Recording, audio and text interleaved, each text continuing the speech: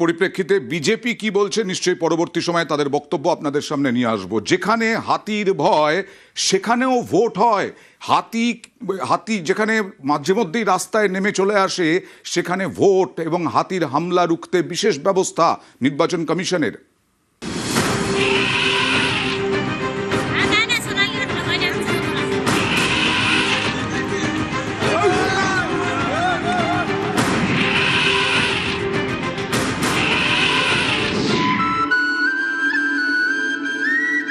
উত্তরবঙ্গ, এখানে রয়েছে একাধিক জাতীয় উদ্যান ও অভয়ারণ্য, যেমন জলপাইগুড়িতে গরুমারা জাতীয় উদ্যান, চাপড়ামারি অভয়ারণ্য, কালিম্পংয়ে নেওড়াভালি জাতীয় উদ্যান, আলিপুরদুয়ারে জলদাপাড়া জাতীয় উদ্যান এবং বক্সা ব্যাঘ্র প্রকল্প।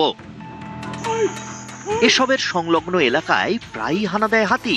মঙ্গলবার সকালেও জলদাপাড়া জাতীয় উদ্যান এলাকায় দুটি দাঁতাল হাতি গ্রামে ঢুকে পড়ে। তাদের জঙ্গলে ফেরায় বন দপ্তর।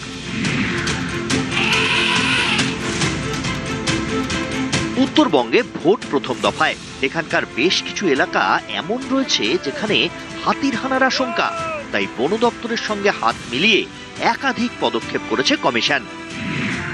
যেমন জঙ্গল ও জঙ্গল লাগোয়া প্রায় 30টি জায়গায় জলদাপাড়া জাতীয় উদ্যান কর্তৃপক্ষের সিসি ক্যামেরা রয়েছে।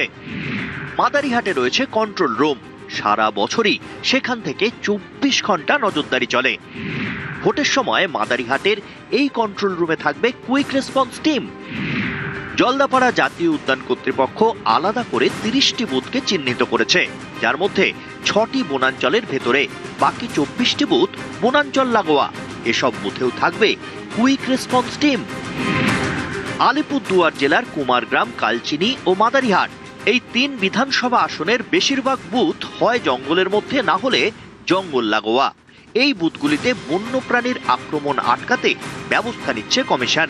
বুনো হাতির আক্রমণ আটকাতে তৈরি রাখা হচ্ছে কুনকি হাতি।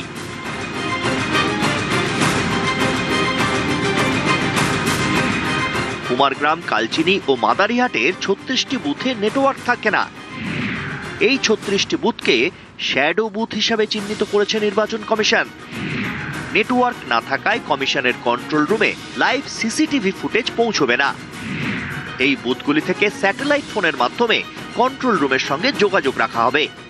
আমরা ফরেস্টের সাথে বসেছি, ওদের টিম রেডি আছে বলেছে, কোনো অসুবিধা হবে না, কিউআরটি থাকবে, আর ওরা আমাদেরকে all sort of cooperation they are ready to give আস।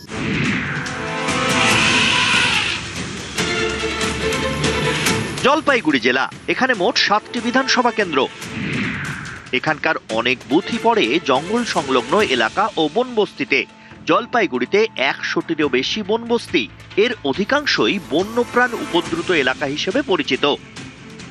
हाँ, हाथी निकलता है, शाम को निकलता है, सुबह भी निकलता है, हर रोज निकलता है। उस दौरान वोट देने आएगा जहाँ पे उसका बूथ है, तो उस आतंक से वोट देने आने के लिए भी तो उसको सोचना पड़ेगा। हम चाहते हैं कि इलेक्शन कमीशन से कुछ ऐसा करे जिससे कि हमारे जो भी वोटर्स है वो सुख सुविधा से और सेफ्टी से आके ভোট দিতে যায়। যে সমস্ত ফরেস্ট ভিলেজগুলোতে বুথ কেন্দ্র আছে সেসব বুথ কেন্দ্রগুলো নিয়ে আমাদের অবশ্যই একটা বাড়তি দায়িত্ব থাকে। পেট্রোলিং তো হয়ই, তার সাথে অ্যাওয়ারনেস প্রোগ্রামও করা হয় যাতে কিনা মানুষজন বোঝে। যে কারণে আমরা এখন যতগুলো ফরেস্ট রেঞ্জ আছি আমরা সবাই মিলিয়ে মিশে আমরা এই কাজ করছি যাতে কিনা গ্রামে গঞ্জে দিনের বেলা হাতি বা লেপার্ড বা বাইসনের অ্যাটাক যাতে না হয়। আর যদি কোনো কারণে আসে তাহলে সেগুলোকে যত তাড়াতাড়ি সম্ভব দ্রুততার সাথে যাতে জঙ্গলে ঢুকিয়ে দেওয়া যায় তার ব্যবস্থা আমরা নিচ্ছি।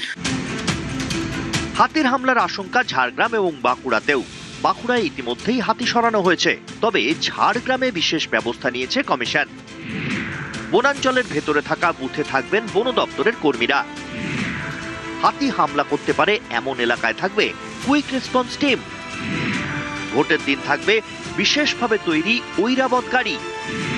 ভোট দেওয়ানোর জন্য প্রয়োজনে এই গাড়ি ব্যবহার করা হবে।